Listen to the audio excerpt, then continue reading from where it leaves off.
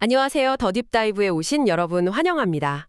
오늘은 신학에서 정말 근본적인 질문이죠. 우리는 하나님을 어떻게 알 수 있는가? 바로 이 문제를 좀 깊이 파고들어 보려고 해요. 네, 특별히 마이클 호튼의 중요한 글 낯선 이와의 만남, 언약적 인식론을 중심으로 좀 탐구해 보겠습니다. 네, 오늘 이야기는 특히 신학을 공부하시는 여러분께 좀 더 의미가 있을 것 같아요.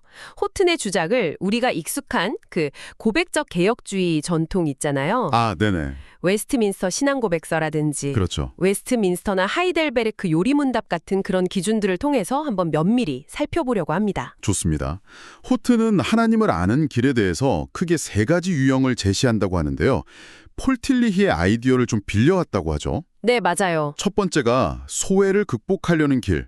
이거는 하나님이 본질적으로 낯선 분이 아니고 우리 자신 안에서 신성을 발견하려는 그런 시도. 네, 그런데 이게 자칫 잘못하면 하나님을 너무 우리 쪽으로 끌어당기는 과도한 내재성의 문제가 생길 수 있다 이렇게 보는 거죠. 내재성 문제. 반면에 다른 하나는 정반대예요.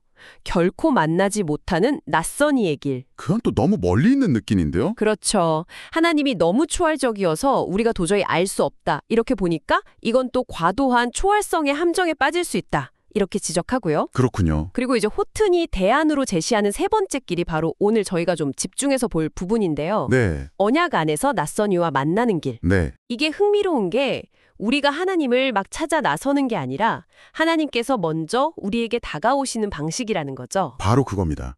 그래서 오늘 저희 목표는요. 마치 좀 잘 구성된 논증처럼요. 호튼의 이 언약적 인식론이 다른 두 길보다 왜 더 성경적이냐, 그리고 신학적으로 더 설득력이 있냐, 이건 좀 차근차근 따져보는 거예요. 주장, 근거, 결론 이런 흐름으로요? 네, 그런 흐름으로 한번 가보겠습니다. 좋습니다. 그럼 먼저 호튼이 좀 비판적으로 보는 두 가지 길부터 자세히 들여다볼까요?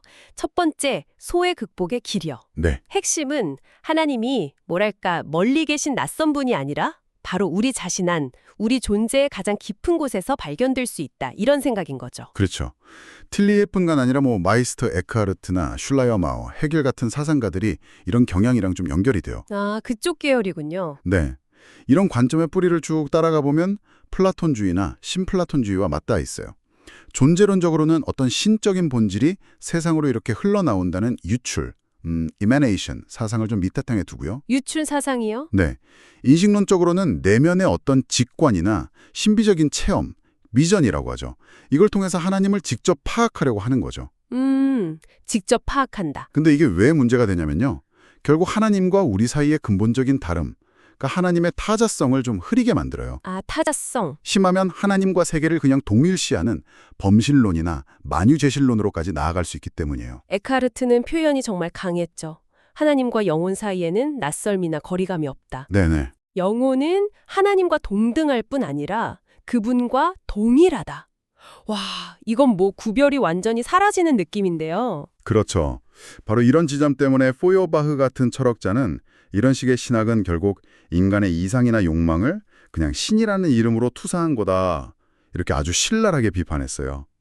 포여바흐의 비판이 있었군요. 네, 이런 흐름에 대한 아주 강력한 신학적 반작용 중 하나가 칼 바르트에게서 나왔어요. 바르트는 하나님과 인간 사이의 그 무한한 질적 차이를 엄청나게 강조했잖아요. 네, 유명하죠. 그러면서 우리가 하나님을 아는 건 우리 내면을 막 파고들어서가 아니라 전적으로 하나님의 주도적인 말씀 선포, 즉 데우스 딕싯, 하나님이 말씀하셨다.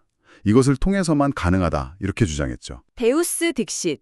확실히 웨스트민스터 신앙고백서 2장 1항에서 하나님을 모든 존재와 선함의 근원이시며 모든 피조물과 구별되시는 분 이렇게 고백하는 것과는 상당히 방향이 다르네요. 그렇죠. 하나님을 우리 안에서 찾거나 우리와 동일시하려는 시도는 결국 창조주와 피조물 사이의 근본적인 구분을 무너뜨릴 위험이 아주 큰 거죠. 그렇군요. 그럼 이제 두 번째 길, 결코 만나지 못하는 낯선이 이쪽으로 넘어가 보죠. 이건 아예 하나님께 다가갈 가능성 자체를 부정하는 것처럼 들리는데요. 네, 좀 그런 느낌이죠. 칸트 철학의 영향 아래 있는 하이데거나 데리다, 레비나스 같은 포스트 모던 사상가들에게서 이런 경향이 좀 보인다고 해요. 포스트 모던 쪽. 네, 이 생각의 출발점에는 칸트의 인식론이 있어요. 칸트는 우리가 경험하는 현상세계 너머에 물자체, 누메나라고 하죠. 사물 자체는 알 수 없다. 이렇게 딱 선을 그었잖아요. 네, 현상과 물자체 구분. 이 생각이 포스트 모던 철학으로 넘어오면서 신에 대한 전통적인 형이상학적 논의들, 예를 들어 신을 존재 자체, 나 궁극 원인 이런 식으로 규정하려 했던 시도들 있잖아요. 네. 소위 존재 신론, 언토티올로지나 현존의 형이상학, 메타피직스 오브 프레젠스라고 부르는 것들인데 여기에 대한 근본적인 비판으로 이어지는 거예요. 아, 그러니까 하나님은 너무나 전적 타자, 홀리 어더라서 우리가 쓰는 언어로는 그분에 대해 의미 있는 말을 할 수가 없다. 이런 건가요? 네, 그런 입장이에요. 이걸 전문 용어로는 애매성, 에퀴보시티의 인식론이라고 부를 수 있어요. 우리가 선하다고 말할 때랑 하나님이 선하다고 말할 때 그 의미가 완전히 달라서 소통이 불가능하다는 거죠. 아, 애매성. 특히 하이데거나 데리다는 서구 철학이 신을 무슨 자기 원인, 카우사 슈이라든지 무한자 같은 그런 개념으로 붙잡으려 했던 걸 비판해요. 그건 철학자들이 만들어낸 신이지 성경이 말하는 살아계신 하나님은 아니라는 거죠. 철학의 신과 신앙의 신을 구분하는군요. 그렇죠. 데리다는 한 걸음 더 나아가서 역사 속 특정 메시아의 실제 오심, 그 파로시아를 기다리기보다는 그냥 언제 올지 모르는 추상적이고 보편적인 메시아적인 것만을 이야기하면서 구체적인 만남을 계속 미루는 그런 경향을 보여요. 아, 실제 만남은 유보한다. 그런데 여기서 좀 흥미로운 지점은요. 하나님을 알 수 없다는 이 극단적인 초월성의 입장이 역설적으로 첫 번째 길, 그러니까 과도한 내재성처럼 결국 인간 중심적인 사고방식에 머무른다는 호톤의 비판이에요. 그건 왜 그렇죠? 정반대 같은데? 왜냐하면 결국 하나님과의 관계 가능성 자체를 인간의 이성이나 언어의 한계 안에서 딱 재단하고 결정해버리는 셈이니까요. 아, 인간의 한계가 기준이 되는 거군요. 그렇죠. 하나님의 그 헤아릴 수 없음, 그분의 불가해성, 아카탈렙토스라고 하죠. 이걸 너무 극단적으로 밀어붙여서 하나님께서 스스로를 낮추셔서 우리와 관계 맺으시는 그 방식 자체를 원천적으로 차단해버리는 결과를 낳는다는 거예요. 그렇군요. 결국 하나님 안으로 너무 깊이 파고들려 하거나 아니면 하나님에게서 너무 멀리 떨어져 있으려 하거나 양쪽 다 그 낯선 이이신 하나님과의 진정한 만남을 놓치게 만드는 거네요. 맞습니다. 그럼 이제 호튼이 제시하는 대안, 언약 안에서 낯선 이와 만나는 길로 본격적으로 들어가 보죠. 네, 호튼이 누가복음 24장에 나오는 엠마오 도상의 제자들 이야기를 예로 드는 게 참 인상적이었어요. 네, 그렇죠. 제자들이 막 슬픔 속에서 예수님을 스스로 알아본 게 아니라 부활하신 예수님이 먼저 낯선 이처럼 그들에게 다가오셔서 성경을 풀어 설명해 주셨을 때 그때 비로소 눈이 밝아졌잖아요. 바로 그거예요. 그게 호튼 주장의 핵심이죠. 하나님을 아는 길은 우리가 만들어서 올라가는 게 아니라 하나님께서 언약이라는 그 약속의 틀 안에서 자신을 낮추시고 말씀으로 찾아오심으로써 열린다는 거예요. 아, 하나님께서 오시는 길. 이 주장의 신학적 기초가 되는 것이 언약적 존재론, 커버넌트 언톨로지라고 할 수 있겠네요. 네, 맞습니다. 이건 하나님의 신비로운 존재, 그 우시야, 나 본질, 에센스 자체를 막 파고드는 그런 사변적인 탐구와는 좀 거리를 두는 것 같아요. 정확해요. 우리는 하나님이 무엇인가 하는 본질 탐구보다는 언약 관계 안에서 인격적으로 약속하시고 행동하시는 누구이신가를 만나는 데 초점을 맞춰요. 누구이신가? 칼뱅도 유명한 말을 남겼죠. 하나님의 본질은 탐구하기보다 경배해야 한다고요. 아, 그 말. 17세기 개혁파 신학자 프란시스 투레티는 더 명확하게 설명하는데요. 신학이 다루는 대상은 신비 속에 있는 하나님 자체, 인세스가 아니라 우리를 위하시는 프로노비스 하나님, 즉 그리스도 안에서 언약을 통해 자신을 우리에게 알려주신 그 하나님이라고 강조했어요. 프로노비스, 우리를 위하시는 하나님. 네, 이 언약적 존재론에서 또 하나 중요한 전제가 무로부터의 창조, 엑스니힐로 교리인 것 같아요. 아주 중요하죠. 앞서 말한 신플라톤주의의 그 유출, 에메네이션 사상과는 완전히 다른 개념이죠. 네, 근본적으로 달라요. 유출은 신적 본질이 흘러넘쳐서 세계가 되었다는 생각이지만 무로부터의 창조는 하나님께서 자신과 구별되는 세계를 정말 아무것도 없는 상태에서 말씀으로 만드셨다는 거예요. 말씀으로. 이 창조 세계는 하나님과 동일하지 않지만 하나님이 보시기에 선했고 그 자체로 의미가 있어요. 이 교리가 하나님의 절대적인 주권과 타자성을 확립하면서 동시에 그분이 창조 세계와 관계 맺으시는 근거를 제공해요. 네, 타자성과 관계의 근거. 고대 신하들처럼 세계 자체를 막 신성시하거나 반대로 악하게 보지도 않고요. 웨스트민스터 신앙고백서 4장 1항이나 벨직 신앙고백서 12조가 바로 이 중요한 창조 교리를 잘 고백하고 있죠. 아, 신앙고백서에도 나오는군요. 그리고 언연이라는 개념 자체도 단순히 뭐 감정적 유대 이런 게 아니라 맹세에 기초한 연합 또는 법적 구속력이 있는 관계를 의미한다고 호트는 강조해요. 약속과 책임이 따르는 관계라는 거네요. 그냥 좋은 관계 정도가 아니군요. 그렇죠.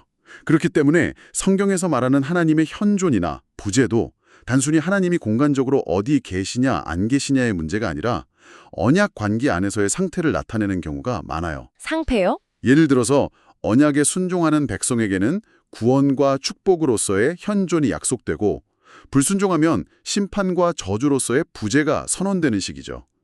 호세아서에서 너는 내 백성이 아니다, 로암미라고 하신 것처럼요. 아, 관계적 의미의 현존과 부재군요. 그렇다면 이렇게 언약을 중심으로 하나님과 세계를 이해하는 존재론적 틀이 우리가 하나님을 아는 방식, 즉 인식론에는 구체적으로 어떤 영향을 미치나요? 그게 바로 언약적 인식론, Covenantal Epistemology의 핵심 내용이에요.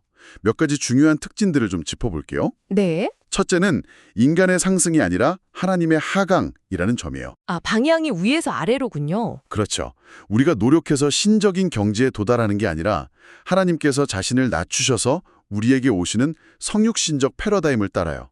하나님은 우리의 유한한 이해력에 맞춰서 자신을 이렇게 조절하시면서 accommodate 하시면서 말씀으로 다가오시죠. 우리 수준에 맞추시는군요. 그리고 이 만남의 중심에는 언제나 중보자이신 예수 그리스도가 계세요.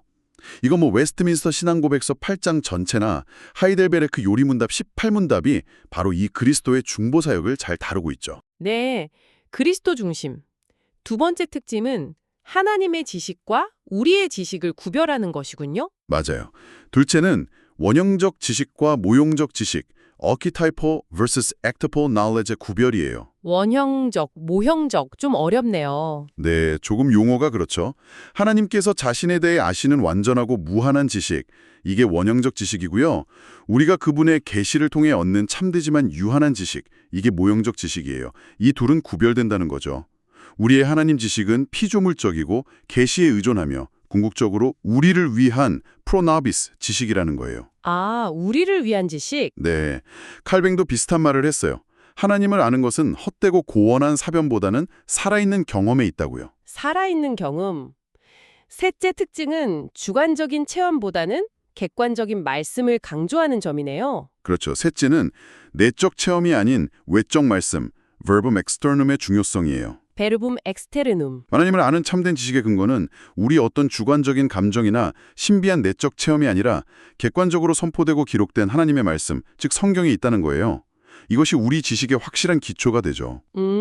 객관적인 기초. 웨스트민스터 신앙고백서 1장 1항이나 벨직 신앙고백서 2조, 5조에서 성경의 필요성과 최종 관유를 강조하는 이유가 바로 여기에 있어요. 마지막으로 아는 것에 그치지 않고 하나님을 부르는 행위, 기도를 강조하는군요. 네, 넷째는 인식행위로서의 부름기원, 인보카치오예요. 인보카티오. 신학의 궁극적인 목표는 하나님에 대해 아는 지식 자체에 머무는 것이 아니라 그 지식을 바탕으로 하나님의 이름을 부르며 기도하고 예배하는 데 있다는 거죠. 지식과 삶의 연결이네요. 맞습니다.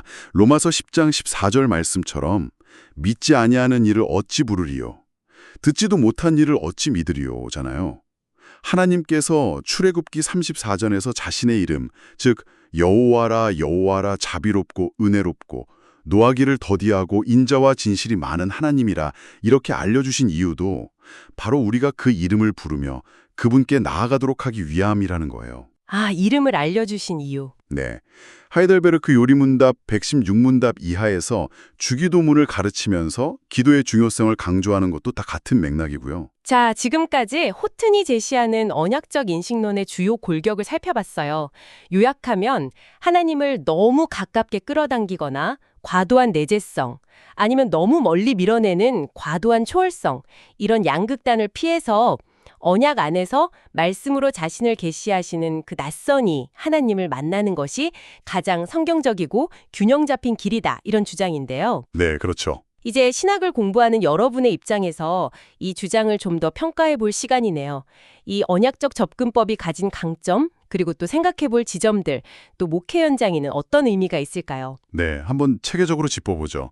먼저 강점 세 가지를 생각해 볼 수 있어요. 네, 강점부터요? 첫째는 성경 전체의 내러티브와의 정합성이에요. 이 접근법은 단순히 특정 구절에만 의존하는 게 아니라 창조, 타락, 구속이라는 성경 전체의 큰 이야기 구조, 특히 그 뼈대를 이루는 언약이라는 틀에 깊이 뿌리내리고 있어요. 성경 신학적으로 아주 탄탄한 기반을 가지고 있죠. 아, 성경 전체를 아우르는군요. 둘째는 창조주 피조물 구별을 유지와 관계 설정이에요.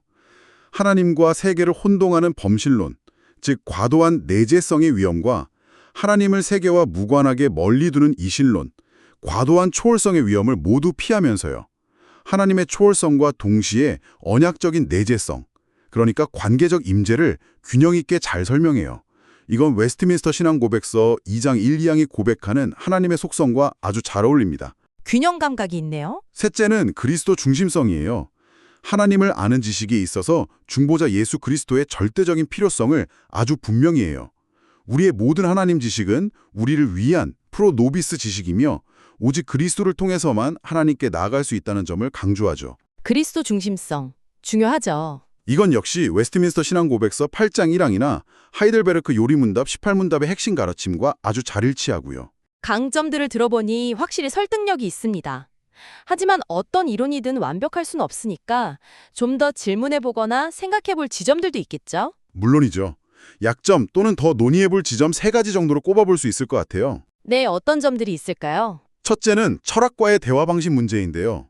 호튼이 특정 철학들, 특히 존재론적 접근이나 포스트 모던 비판에 대해 상당히 날카롭게 지적하잖아요. 네. 그런데 정작 신학 작업을 할 때 철학적 개념이나 도구를 사용하는 것 자체의 필요성이나 혹은 어떻게 적절하게 사용할 것인가에 대해서는 논의가 조금 더 필요해 보여요. 예를 들어서 존재신론을 비판하는 건 타당하지만 그렇다면 신학은 존재에 대해 어떻게 건강하게 말할 수 있는가? 이런 긍정적인 논의가 좀 더 보충될 수 있지 않을까 싶어요. 아, 비탄 너머의 대안 제시가 좀 더 필요하다는 말씀이시군요. 확신하게 하는 그 성령의 내적 조명과 증거, 그리고 거룩하게 된 신자의 경험, sanctified experience라고 할 수 있겠죠. 이런 역할들을 충분히 다루고 있는지, 혹시 다소 축소해서 볼 위험은 없는지 질문해 볼 수 있어요. 객관성 강조가 주관적 차원을 약화시킬 수 있다. 그렇죠. 웨스트민스터 신앙고백서 1장 5항에서도 성경의 신적 권위를 우리 마음에 확신시키는 건 궁극적으로 성령의 내적 사역이라고 말하거든요. 그 균형이 중요하겠죠. 그렇군요. 세 번째는요? 셋째는 유형론의 단순화 가능성이에요. 호튼이 제시한 세 가지 유형, 소외 극복, 결코 만나지 못하는 낯선이와의 만남. 이게 복잡한 신학이나 철학 사상들을 이해하는 데는 분명 도움을 줘요. 네, 틀을 제공하죠. 하지만 때로는 특정 사상가나 학파, 예를 들어 바르트 신학의 발전 과정이라든지 아니면 아주 다양한 포스트모던 사상가들의 그 스펙트럼 같은 것들을 이 틀에 맞춰 설명하다 보면 아무래도 좀 단순화될 수 있는 한계는 있어 보여요. 아, 너무 틀에 끼워 맞출 위험이 있다. 좋은 지적들이네요. 이론적인 강점과 또 생각해볼 지점들을 살펴보았으니 이제 이게 실제 목회 현장, 그러니까 신학생인 여러분이 앞으로 사역할 현장에서는 어떤 의미를 가질 수 있을지 이야기해보면 좋겠어요. 네, 목회적 함의 3가지를 생각해 볼 수 있습니다. 네, 목회적으로는 어떻게 적용될까요? 첫째는 성도들의 신앙적 확신 근거 제시에 도움이 돼요. 성도들이 하나님을 아는 근거를 자기 안에 어떤 불확실한 감정이나 체험에 두도록 하기보다 소외 극복의 위험이죠. 또는 하나님은 너무 멀리 계셔서 알 수 없다는 생각에 좌절하게 하기보다 결코 만나지 못하는 낯선 이의 위험이고요. 객관적이고 신뢰할 만한 하나님의 말씀인 성경을 통해 그리스도 안에서 분명하게 자신을 계시하신 하나님을 만날 수 있다는 확신을 심어줄 수 있다는 거죠. 아, 흔들리지 않는 기초를 제공하는군요. 둘째는 은혜의 방편, 즉 말씀과 성례를 강조하게 된다는 점이에요. 신앙생활의 중심이 나의 어떤 주관적인 상태나 개인적인 노력이 아니라 하나님께서 약속하신 대로 자기 백성을 만나시고 은혜를 베푸시는 공적인 자리, 즉 말씀 선포와 성례, 세례와 성찬의 있음을 강조하게 돼요. 개인 경건뿐 아니라 공적 예배의 중요성이 부각되겠네요. 그렇죠. 엠마오 도성의 제자들이 말씀을 듣고 떡을 뗄 때 예수님을 알아보았던 것처럼요. 하이델베르크 요리문답 65에서 66문답이 믿음이 어디서 오는지, 성례가 어떻게 믿음을 강하게 하는지를 잘 설명해 주죠. 아, 하이델베르크 문담.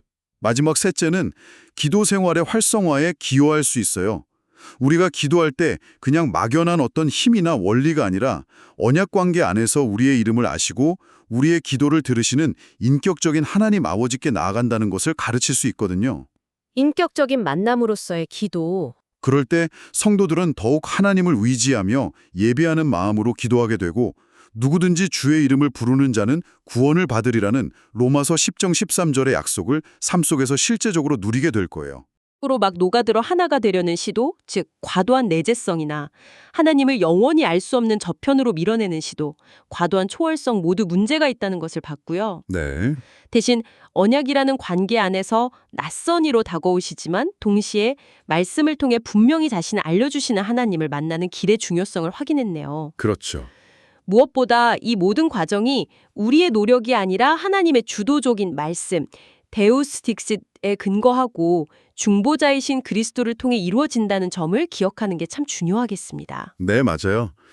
오늘 나눈 내용을 바탕으로 마지막으로 한번 생각해 볼 질문을 여러분께 던져드리고 싶어요. 네, 어떤 질문인가요?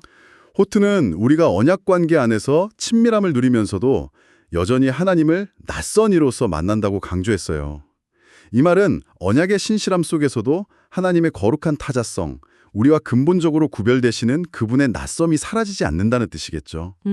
친밀함 속의 낯섦. 그렇다면 이 언약 관계 안에 여전히 존재하는 하나님의 이 낯섦에 대한 깊은 인식이 이 세상 그 무엇과도 다른 독특하고 유일하신 하나님을 예배하고 또 그분의 뜻대로 살아가며 그분을 세상에 증거하도록 부름받은 우리, 특히 미래 목회자가 될 여러분의 삶과 사역에 구체적으로 어떤 영향을 미쳐야 할까요? 와, 정말 깊이 생각해 볼 만한 질문이네요. 오늘 이 풍성한 탐구에 함께해 주신 여러분 감사합니다.